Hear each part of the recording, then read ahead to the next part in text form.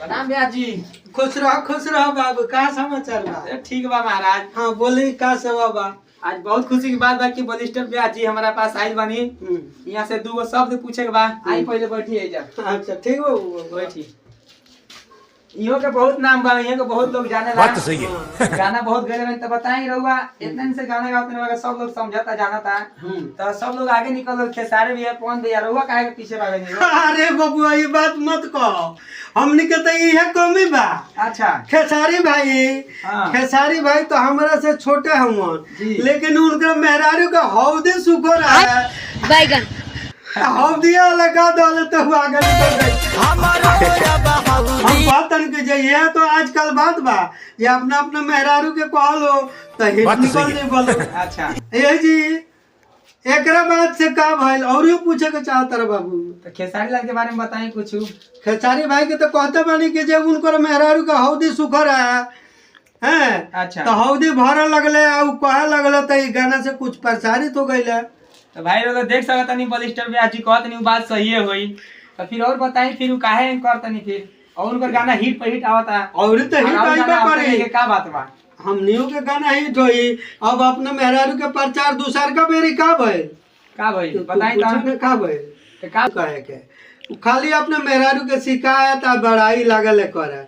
दूसर का मेरी बन गइले लौंडा। अच्छा उ लौंडर वाला का बात तो सही है। काज में रहले कि ना रहले लेकिन बन गइले लौंडा। एने ऊ रह गइले लौंडा में बन गइले हाय हाय। तले उनकरा मेहरारू के लगे उ जासना तो यही पर मेहरारू उनकर खिसिया के कहली का कहत रही? कहतारी कि मन करे सिल्वर पर लोहा से पूछ दी जमानी बदल। और उनकर फिल्म आई रहे ओमे देखत नहीं कि गाना गइले बानी वहां के आ साड़ी पहन के चले बानी। ओहो तो येहू पर उनकर मेहरारू कहली जे मन करे सिल्वर पर लोहा से पूछ दी जमानी रह जाऊ।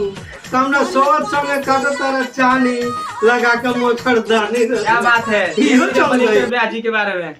आ येहू के बात एगो बात सुना। आ जब तनी ई ठीक भइले हां एकरा बाद में इनकर मेहरारू अब तनी ठीक हो गईली। एकरा बाद में इनकर मेहरारू लगली कहे कि जे अब रही घर है तो ई तो हो गइल हाय हाय डांसर पार्टी। अच्छा तो बैठ के बात करी हो जा हमनी तनी सुनी सब बड़ी बात करी। इनकर मेहरारू हम नहीं कहत खुद खेसारिया भाई पूरा दुनिया के बतौले बड़ा।